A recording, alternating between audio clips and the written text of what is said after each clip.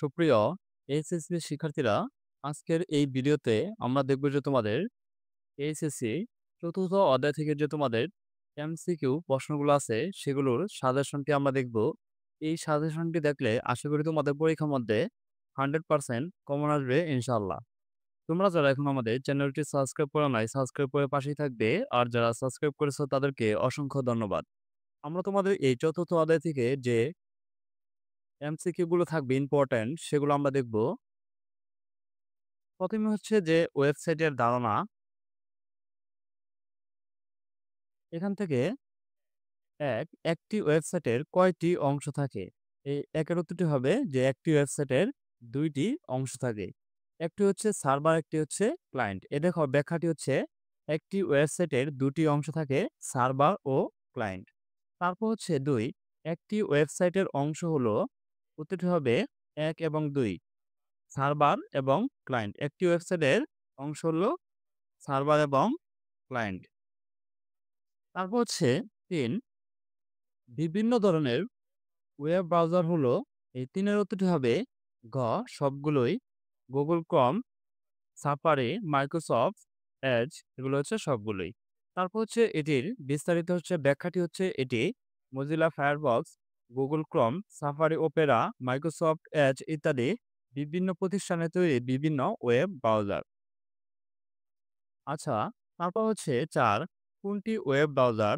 উত্তরটি হবে এখানে ফায়ারবক্স হচ্ছে ওয়েব ব্রাউজার। তারপর হচ্ছে ৫, আইপি অ্যাড্রেস IPv4 কত বিটের? উত্তরটি হবে এটি ৩২ বিটের। ব্যাখ্যাটি কিভাবে প্রতিটি কম্পিউটারের একটি ঠিকানা থাকে, এই ঠিকানাকে আইপি অ্যাড্রেস বলা হয়। একে ইন্টারনেট আইপির ফুল মিনিং হচ্ছে internet protocol. Internet protocol version 4 এ একটি আইপি অ্যাড্রেস গড়ে ওঠে ৩২ বিট ব্যবহার করে। এই বিটগুলো প্রতি ৮টিকে নিয়ে গড়ে ওঠে একটি করে অক্টেট। সুতরাং IPv4 এর আইপি অ্যাড্রেস থাকছে ৪টি অক্টেট বা ৩২ বিট। তারপর হচ্ছে ৬, একটি আইপি অ্যাড্রেসকে প্রকাশের জন্য মোট কতটি বিটের প্রয়োজন? উত্তর হবে ৩২।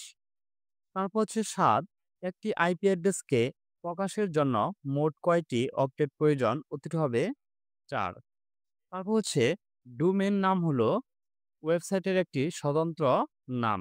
ডোমেইন নাম হচ্ছে ওয়েবসাইটের একটি স্বতন্ত্র নাম। ডোমেইন নামটি হচ্ছে যে আমাদের স্কুল কলেজের যে নামগুলো আছে, যে তোমাদের কলেজের নাম গুগলে সার্চ দিলে যে www ডট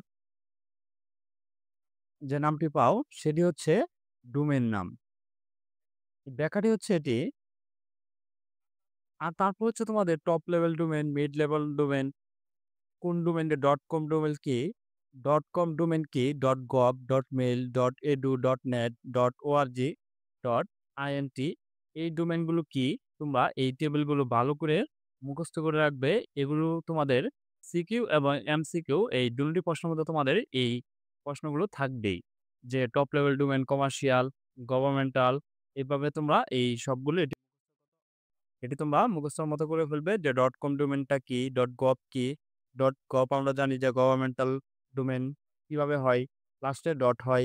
আর বিডি হচ্ছে আমাদের বাংলাদেশের বিডি, ডট বিডি হচ্ছে আমাদের বাংলাদেশের ডোমেইন।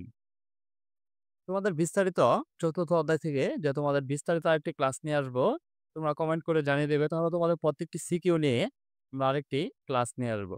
তারপর হচ্ছে ৯, শিক্ষা প্রতিষ্ঠানে ব্যবহৃত টপ লেভেল ডোমেইনের নাম কি?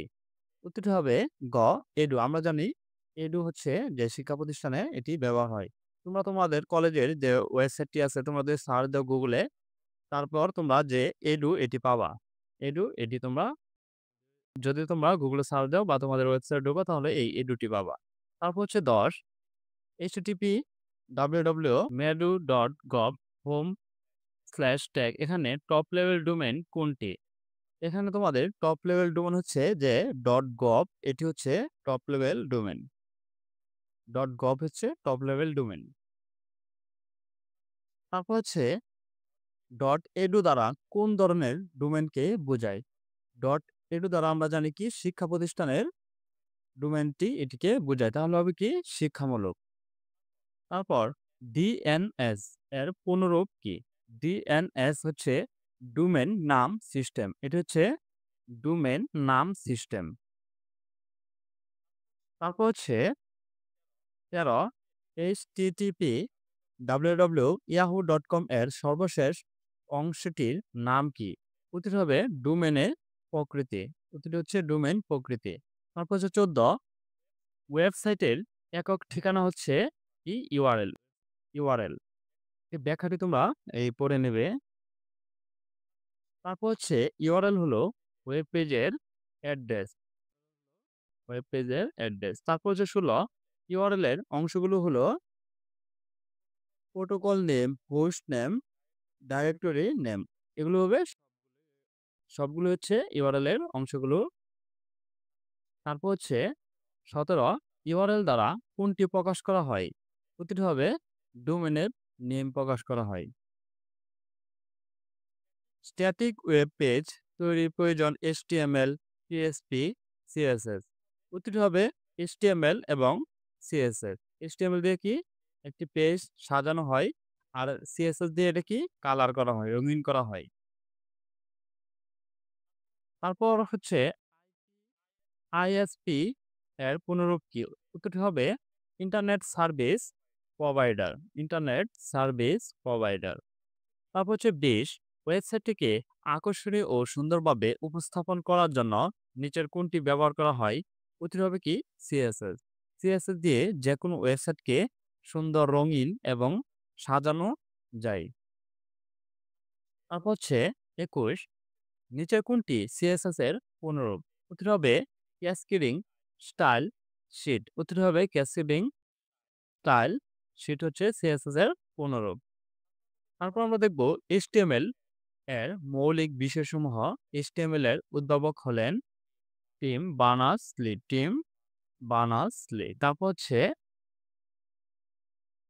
টিম বার্নার্স-লির সাথে সম্পর্কযুক্ত হচ্ছে ডাব্লিউ ও MIT এর অধ্যাপক, গুগল এর জনক ও তড়িৎ প্রকৌশলী।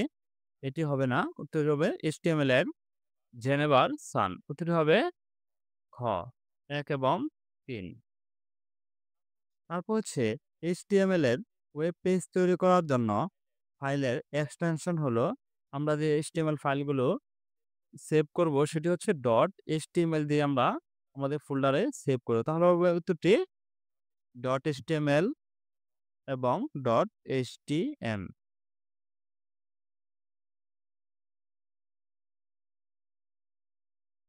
তারপর হচ্ছে HTML এর ফাইল নামের এক্সটেনশন কোনটি হবে? উত্তরটি হবে গ HTML। HTML এর বডি অংশ থাকে ছবি, টেবিল, ওয়েব পেজ স্টাইল। উত্তর হবে ছবি এবং টেবিল। তারপর ২৭ HTML ফাইল এডিট করার জন্য ব্যবহৃত টেক্সট এডিটর হলো notepad, notepad plus plus, Sublime text. উত্তরটি হবে কি? এই সবগুলো দিয়েই আমরা HTML ফাইল এডিট করতে পারি। তারপর হচ্ছে ২৮ HTML ট্যাগের চিহ্ন কোনটি?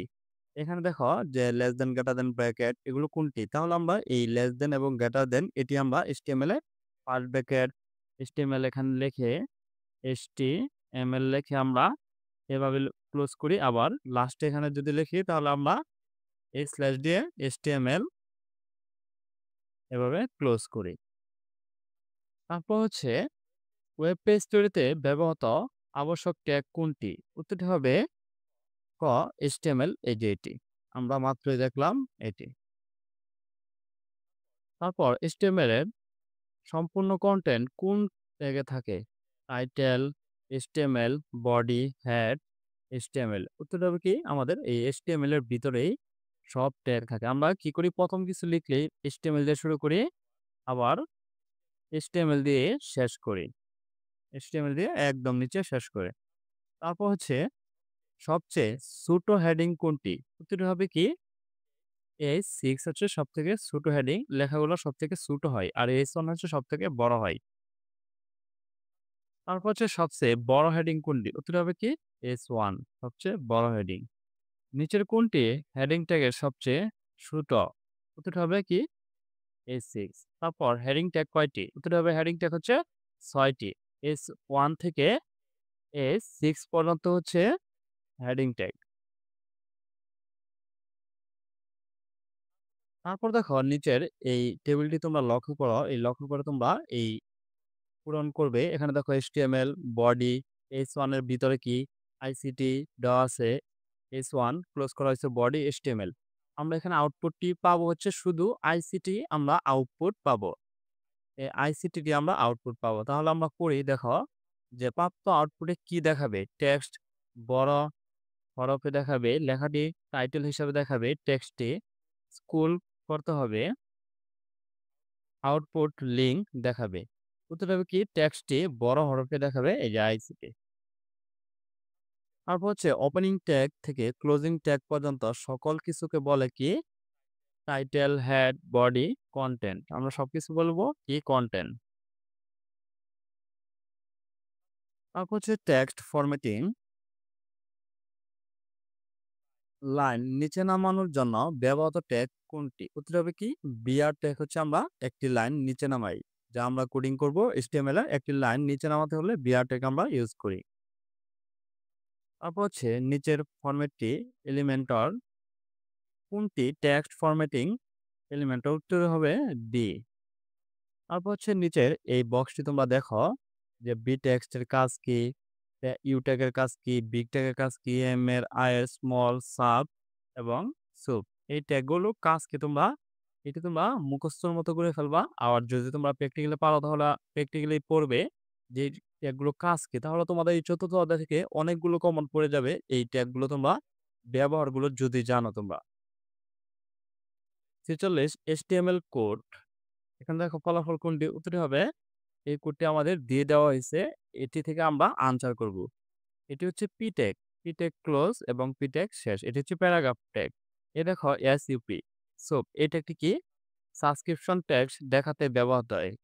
এখানে কি আমরা এই যে H2O square plus B square যে সূত্রগুলো লিখব এই সাব সোপ এই ট্যাক্সটি ব্যবহার করে আমরা লিখব। তাহলে এখানে উত্তরটি হবে গ এবং স্কয়ার এবং B2। তারপর এই HTML কোড হলো এটি দেখে তোমরা এই উত্তরটি দিবে। তোমরা যদি এগুলো না বুঝো তাহলে অবশ্যই কমেন্ট করে জানাবে। পরবর্তীতে তোমাদের প্র্যাকটিক্যাল সহ আমি আরেকটি ক্লাস নিয়ে আসবো ইনশাআল্লাহ। ধন্যবাদ শিক্ষার্থীরা। আজকে এ পর্যন্তই। তোমরা যদি প্রত্যেকটি ক্লাসের যে প্র্যাকটিক্যাল সহ চাও তাহলে কমেন্টে জানিয়ে দেবে। তোমাদের কমেন্টের উপর ভিত্তি করেই যে আমি আরেকটি ক্লাস করব ইনশাআল্লাহ। ধন্যবাদ শিক্ষার্থীরা। পরবর্তী ভিডিও সবার আগে পেতে চ্যানেলটি সাবস্ক্রাইব করে পাশেই থাকবে।